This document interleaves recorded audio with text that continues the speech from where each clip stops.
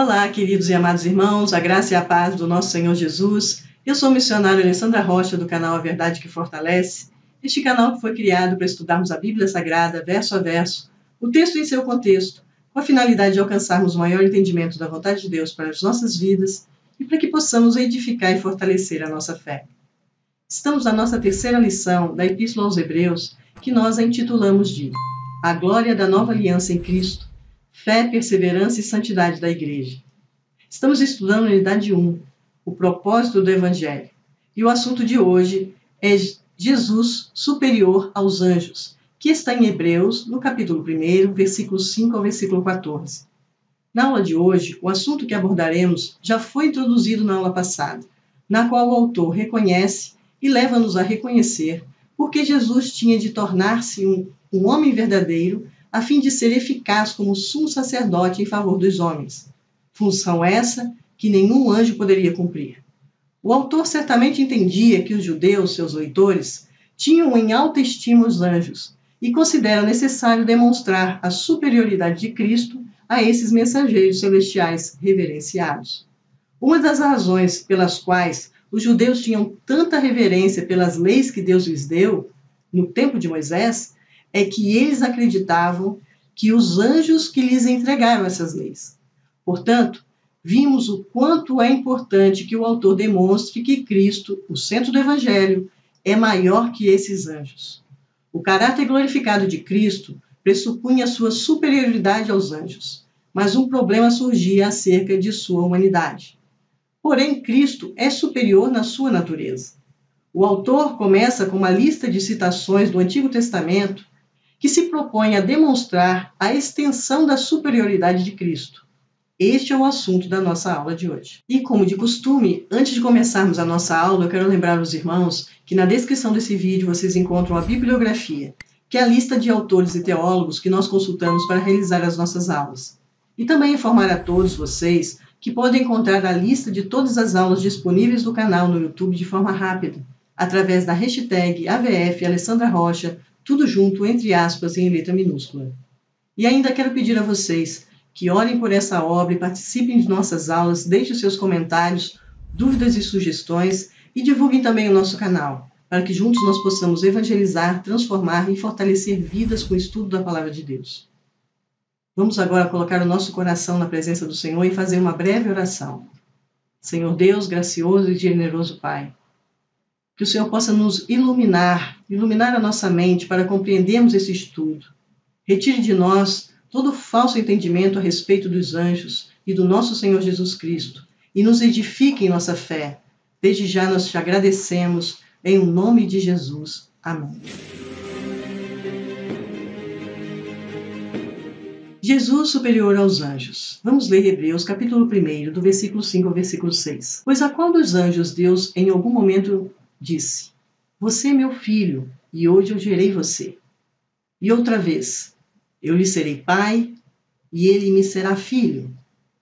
E novamente, ao introduzir o primogênito no mundo, diz: E todos os anjos de Deus o adoram. Vimos aqui no versículo 5 e 6 do capítulo 1 de Hebreus que os anjos são apenas anjos, e Cristo é o Filho. Nenhum anjo individualmente foi chamado filho, e o Filho é objeto de adoração dos anjos. Essa afirmação, o autor tenta comprovar através de várias citações, e a primeira delas é Salmo, capítulo 2, no verso 7, que o Filho é do Pai somente, e não foi feito e nem criado, mas gerado. Temos que entender que os destinatários da carta tinham se tornado familiarizados com os salmos nos cultos de adoração local, nos quais a congregação cantava salmos, hinos e cânticos espirituais. Os salmos possuíam uma bagagem de conhecimento que tinham sido comunicado oralmente nos cultos de adoração e que foi memorizado. E com o auxílio das citações do Antigo Testamento, especialmente do livro de Salmos, o autor indica que o Filho cumpriu as passagens da Escritura que ele cita. O Salmo 2 é provavelmente de origem davídica, no qual o povo judeu entendia ser um salmo messiânico, e o uso que faziam dele nas sinagogas refletiam esse entendimento. A pergunta deste salmo é o seguinte: pois a qual dos anjos Deus em algum momento disse: Você é meu filho, hoje eu gerei você? A resposta, evidentemente, é negativa. A nenhum anjo foi dado o título de Filho de Deus em nenhum lugar das Escrituras. Essas palavras referem-se ao Messias, que na plenitude dos tempos deu ao Salmo seu significado final. Na profecia de Isaías, o Messias é revelado como filho, e neste Salmo as palavras aplicam-se também ao Filho de Deus, sua nomeação ao ofício de filho, especificamente refletida nas palavras: Eu hoje gerei você, que reflete no tempo da obra de Deus na terra, essa obra de Jesus, que indica que Deus, o Pai da eternidade, gerou e continua a gerar o Messias, seu Filho, em nós. O Filho é do Pai somente, e não é nem criado, mas é gerado. Observamos que o escritor de Hebreus usa mais uma citação do Antigo Testamento para mostrar que Deus nunca fora chamado de Pai de anjos. E nenhum anjo jamais referiu-se a Deus como Pai. Os arcanjos, incluindo Miguel e Gabriel, nunca experimentaram dessa honra. Ele cita 2 Samuel, capítulo 7, verso 14, que possui significado messiânico também. Cristo é o antítipo da citação que foi dita. Há uma estreita ligação entre essa passagem e a anterior. O relacionamento de pai e filho, mais uma vez, é a ideia-chave, porque marca o Messias como estando separado do relacionamento criador-criatura que há entre Deus e os anjos. O contexto da citação refere que Davi tinha um desejo de construir uma casa para o Senhor Deus. E a palavra do Senhor veio a Natã, o profeta, que informa a Davi que não seria ele, mas o seu filho que construiria a casa de Deus. O Senhor declara: Este edificará um templo ao meu nome, e eu estabelecerei para sempre o trono do seu reino. Eu lhe serei por pai, e ele me será por filho. As palavras do Senhor foram dirigidas a Salomão, o filho de Davi. Mas o autor, evidentemente, escolheu essa passagem do Antigo Testamento por causa do seu significado messiânico. Há alusões de 2 Samuel, capítulo 7, em Lucas, capítulo 1, verso 32 e 33, e João, capítulo 7, verso 42. Vamos dar uma olhada? Este será grande e será chamado Filho do Altíssimo. Deus, o Senhor, lhe dará o trono de Davi, seu pai. Ele reinará para sempre sobre a casa de Jacó, e o seu reinado não terá fim. Não diz a Escritura que o Cristo vem da descendência de Davi e da aldeia de Belém? De onde era Davi? Estes textos indicam que a passagem foi aplicada ao Messias, que 2 Samuel, capítulo 7, verso 14, é citado e interpretado de um modo que chama a atenção para o Messias. Historicamente, pode-se dizer que as palavras de 2 Samuel acharam um cumprimento parcial em Salomão, o filho de Davi, que realmente completou a edificação do primeiro templo. Mas o cumprimento perfeito veio em Jesus, o filho maior de Davi. Tanto o reino quanto o templo precisavam de uma reinterpretação em termos espirituais. E este é um dos temas principais do autor de Hebreus, fazê-lo em referência ao tabernáculo, que era o prenúncio do templo. As palavras pronunciadas em 2 Samuel, capítulo 7, verso 14, são aplicadas a Jesus, o Filho, como sendo ainda mais verdade nele. Nesse sentido, a tipologia é correta, pois Cristo é o antítipo, a figura que representa aqui Salomão. Entendemos, entretanto, que os anjos não participavam das promessas de Deus. Eles não têm parte da herança que é dada aos crentes. Nós somos herdeiros, herdeiros de Deus e co-herdeiros com Cristo, como vimos em Romanos capítulo 8, verso 17. Embora o anjo seja exaltado por estar na presença de Deus, não é e nem pode de forma alguma ser igual ao Filho de Deus. De um salmo messiânico bem conhecido e de uma passagem semelhante de um livro histórico, agora o escritor volta-se para o hino de Moisés, que está em Deuteronômio capítulo 32, verso 43, que estabelece claramente a divindade de Jesus. O destinatário de Deuteronômio é o nosso Senhor, o nosso Deus, que deve ser adorado pelos anjos. Essa referência ao hino de Moisés reflete o seu uso litúrgico na terra, na igreja, cantando em outras línguas além da hebraica, louvando ao Senhor. O Senhor é Deus e deve ser adorado pelos anjos. Essa honra o escritor de Hebreus transfere ao Filho, estabelecendo claramente a divindade de Jesus. A citação força o ensino do autor sobre a deidade de Cristo. Ao citar a frase, e novamente ao introduzir o primogênito no mundo, é uma ação que Deus faz que envia o Filho ao mundo. Mas quando isso aconteceu ou acontecerá? Em Lucas, capítulo 2, verso 13 e 14, há uma referência ao nascimento de Jesus, quando a multidão dos exércitos celestiais louvava a Deus nos campos próximos a Belém. E em Mateus 24, 31, também faz um acréscimo ao discurso de Jesus, ao qual, no fim dos tempos, ele será adorado. Vimos que os anjos de Deus adorarão o Filho quando ele voltar no final dessa era, e que a palavra primogênito qualifica a palavra filho e é um título dado a Jesus. Primogênito de toda a criação, dentre os mortos e entre muitos irmãos. O primogênito é o amado e eleito, chamado à soberania, detém o ministério celestial de rei e sacerdote. Assim, quando Jesus nasceu em Belém, o Filho de Deus veio ao mundo terreno, a fim de viver conosco, seres humanos, e morrer em nosso favor. Depois de sua ressurreição, ele retornou ao mundo celestial, a fim de receber ali a veneração dos poderes celestiais. Quando Jesus retornar com glória, acontecerá a reintrodução em o nosso mundo visível. A homenagem na sua reentronização necessariamente faz parte da exaltação de Cristo como soberano universal. E isso tornará a réplica do que acontece no céu. Aquilo que é oculto aos nossos olhos, já acontece no mundo celestial, será manifesto para todos na volta de Jesus. O retorno do primogênito ao mundo é uma ação de Deus, porém a citação em si mesma mostra que não somente o Filho é maior que os anjos, mas que ele é adorado pelos anjos. O Filho é o Criador dos anjos e Deus ordena a essas criaturas que honrem o seu Filho. Os anjos são meros adoradores e Cristo é o adorado. O Filho tem o seu nome superior e sua dignidade superior. Vamos agora passar para a análise dos versículos 7 a 12. Hebreus, capítulo 1, do versículo 7 ao versículo 12, vamos ler. Ainda quanto aos anjos, diz: aquele que a seus anjos faz ventos e aos seus ministros labareda de fogo.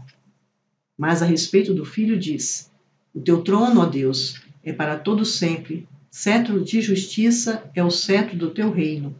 Amaste a justiça e odiaste a iniquidade, por isso, ó Deus, o teu Deus te ungiu com óleo de alegria, como a nenhum dos teus companheiros. Diz ainda: no princípio, Senhor, lançastes os fundamentos da terra, e os céus são obra das tuas mãos. Eles perecerão, mas tu permanecerás. Todos eles envelhecerão como veste, como manto tu enrolarás, e como roupas serão igualmente mudados. Tu, porém, és o mesmo, e os teus anos jamais terão fim. Vimos nos versículos 7 a 12 de Hebreus, do capítulo 1, que os anjos são meras criaturas e Cristo é o Criador. Enquanto os anjos servem, o Filho reina. O Filho não é uma criatura, mas sim Criador. Para justificar essa afirmativa, o autor de Hebreus cita Salmo 104, versículo 4, que enfatiza o estado civil dos anjos. Os anjos são como os ventos e os relâmpagos, que são parte da criação de Deus e completamente obedientes aos seus desejos. O texto compara os anjos aos ventos e às chamas de fogo para indicar que as suas obras são passageiras, como as mudanças da natureza. Deus usa os anjos para executar o seu desejo, e eles o servem de uma forma poderosa, forte como o vento e destrutivo como um raio. Quando a tarefa deles está terminada, eles retornam a Deus como servos obedientes e humildes. Embora façam obras poderosas, eles permanecem como humildes criados. O autor cita também o Salmo 45, do verso 6 ao verso 7, que ensina que o Filho é soberano e o seu trono é eterno. Este Salmo 45 é tipológico do Messias. O autor seleciona esse versículo para aplicar ao Filho, a fim de enfatizar a deidade do Filho e a estabilidade perpétua do trono do rei. Isto é, o trono do Filho, cujo cedro na mão é um cedro de equidade para administrar a justiça e a equidade. João Calvino diz que a retidão do reino de Cristo tem um significado mais amplo, pois ele, por seu evangelho, que é o seu cetro espiritual, renova-nos com a retidão de Deus. A realeza divina não poderia ser assumida por qualquer monarca israelita, somente o filho de Davi, Jesus Cristo, que cumpriu as palavras do Salmo. Jesus ama a retidão e deseja que o povo do seu reino também ame a retidão e odeie a iniquidade. A retidão é a base do reino. Assim, ele exorta seus seguidores a buscarem primeiro o reino de Deus e a sua justiça, como vimos lá em Mateus, capítulo 6, verso 33. E por causa do amor de Cristo, pela justiça que Deus ungiu Jesus com óleo de alegria. Obviamente, Jesus é ungido de Deus de eternidade a eternidade. Devemos entender o significado de algumas expressões que o autor citou. O cetro de equidade, que simboliza a autoridade real. O rei pode estender o cetro para convidar alguém para aproximar de seu trono, ou pode inclinar o cetro para exigir silêncio. Por meio desse instrumento, o rei governa. Da mesma forma, a expressão óleo de alegria descreve a administração constante do seu governo justo. A aplicação de sua justiça enche-o com alegria e felicidade e constitui sua unção. É o filho ungido que, colocado acima de seus companheiros, compartilha de sua felicidade com eles. Desta forma, a palavra companheiros implica que os companheiros de Jesus compartilham de sua justiça e alegria. A palavra não é usada para anjos, mas para seguidores de Jesus que participam da vocação celestial. Assim, o dom do Espírito Santo é dádiva de Cristo para a igreja. Ele foi ungido com óleo de alegria e, do mesmo modo, unge o seu povo, pois o seu reino é um reino de justiça, paz e alegria no Espírito Santo. O autor de Hebreus agora faz uma citação do Salmo 102, do versículo 25 a 27. Cristo é tratado pelo nome divino de Senhor e visto como Criador. O autor apresenta a doutrina da eternidade do Filho, para quem tudo foi criado e por quem todas as coisas são sustentadas. Embora os céus e a terra tenham sido criados pelo Filho, que é eterno, eles não compartilham de sua eternidade. Eles são e permanecerão temporais. Os céus e certas partes da terra, como por exemplo as montanhas, parecem exibir a eternidade, mas mesmo assim elas estão sujeitas às mudanças. Tudo o que o Criador fez leva a marca do tempo. E o salmista usa a ilustração de um manto para exibir isso. Esse manto, que é um vestido que muda gradualmente, que desgasta, fica velho e finalmente é enrolado e jogado fora. O Criador, no entanto, vive para sempre. Ele é o mesmo porque seus anos nunca terminam. Certamente isso pode ser dito dos anjos, que podem ter a vida eterna na presença de Deus. Porém, o início deles aconteceu quando foram criados. O Salmo ensina o caráter distinto do Filho. Ele é o Criador, poderoso, imutável e eterno. A pré-existência do Filho é indicada pelas palavras no princípio. A sua permanência pela condição tu permaneces. E sua eternidade pela frase os teus anos jamais terão fim. Cristo é tratado pelo nome de Senhor e visto como o Criador, aquele que permanece imutável em meio a todas as coisas que mudam. Estes versículos abrangem toda a história, mostrando que Cristo existia antes da criação e, portanto, desde a eternidade, realizou toda a criação, permanecerá quando toda a criação findar e continuará a existir para sempre. Essas coisas não se falou a respeito dos anjos. Para fechar o entendimento do autor, vamos ler os versículos finais da aula de hoje. Vamos ler Hebreus, capítulo 1, versículo 13 e 14. Ora, qual dos anjos Deus em algum momento disse: sente-se à minha direita, até que eu ponha os seus inimigos por estrado de seus pés? Não são todos eles espíritos ministradores, enviados para serviço a favor dos que hão de herdar a salvação? Vimos no versículo 13 e 14 do capítulo 1 de Hebreus que os anjos são servos. Cristo é o Rei. A nenhum anjo foi prometida autoridade universal, sendo que eles devem servir. O autor, para justificar essa afirmativa, ele cita o Salmo 110, versículo 1. Diz que Cristo está à destra de Deus, é Deus homem que governa como rei. Em contraste com os anjos, que jamais receberam permissão de se assentarem à direita de Deus, Cristo está assentado lá agora e governa como rei. O Deus homem o Messias imutável e eterno. Vai ficar assim assentado até seu triunfo final, quando seus inimigos estarão transformados em estrados dos seus pés. Este conceito retrocede a Josué, que colocou o seu pé sobre o pescoço dos reis subjugados como sinal de vitória. Assim a passagem transmite a esperança a todos os crentes de todos os tempos, que Cristo triunfará sobre a injustiça. Mas o que são os anjos? Os anjos são espíritos ministradores. Para que fique bem claro, os anjos são espíritos criados que foram enviados por Deus não somente para servi-lo, mas para servir também aos cristãos. Quão revelador e confortante é isso! Em alguns momentos parecemos tão rebaixados e os anjos parecem tão poderosos. Mas nós é que herdaremos a salvação, não eles. Embora já estejam salvos, a consumação de nossa salvação, o nosso corpo é incorruptível, a nossa absorção pública do juízo final, as glórias eternas e celestiais que serão dadas a nós, ainda nos aguardam. Os anjos já estão elevados tanto quanto lhes é possível, e nós ainda aguardaremos a glorificação final, quando julgaremos os próprios anjos. Isso está lá em 1 Coríntios, capítulo 6, verso 3. Vamos ver? Por acaso vocês não sabem que haveremos de julgar os próprios anjos? Quanto mais as coisas dessa vida. Mas jamais poderemos nos comparar em glória com o nosso Senhor Jesus Cristo. Muito menos os anjos poderão ser comparados a ele. Todos os anjos são espíritos ministradores que servem àqueles que hão de herdar a salvação. Há um contraste marcante entre o Filho entronizado e os anjos ministradores. E o autor de Hebreus não está querendo diminuir a função dos anjos. Os anjos estão ocupados num ministério dirigido em direção à salvação dos homens. O enfoque do plano de Deus da salvação está sobre as pessoas, consideradas herdeiras, e a salvação é concedida como algo que vale a pena ser possuído.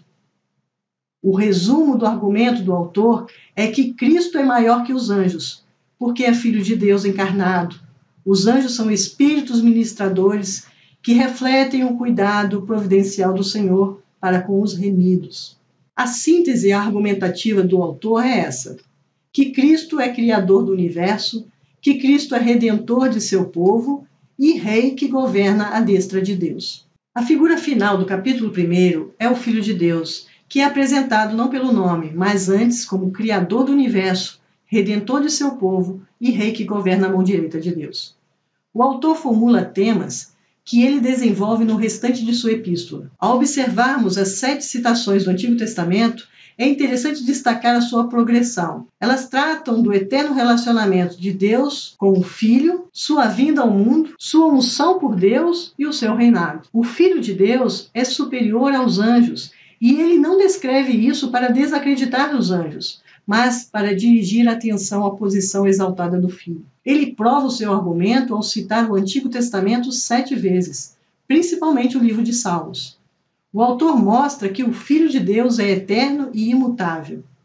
As 7 citações implicam no número 7 novamente, que nos fala da perfeição e nos atesta a realeza de Cristo. Assim, queridos, encerramos a nossa análise dos versículos da aula de hoje.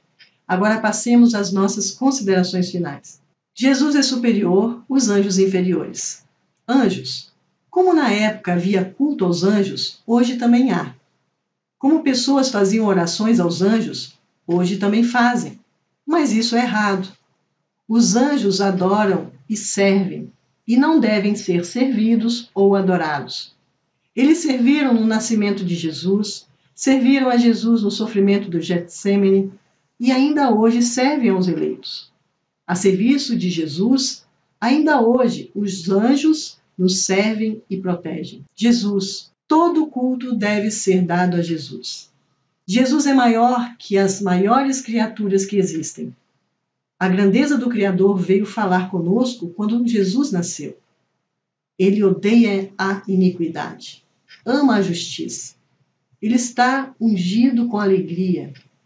Quem estiver com ele e nele será ungido com a mesma unção.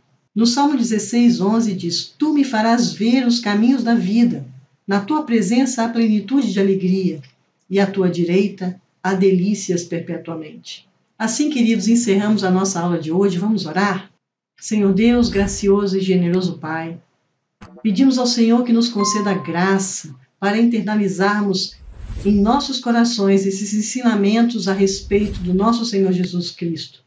E que a tua graça nos transforme a cada dia mais em filhos amados e obedientes ao Pai, para que possamos glorificar o teu santo nome através das nossas vidas. Desde já nós te agradecemos por essa graça em nome de Jesus. Amém. Assim, queridos, nós nos despedimos, agradecemos a vocês por participarem de mais uma aula conosco e a Deus pela liberdade e oportunidade de estudarmos a Palavra de Deus, que é a verdade que nos fortalece. Abraço a todos, até a próxima aula, se assim Deus nos permitir. Até lá!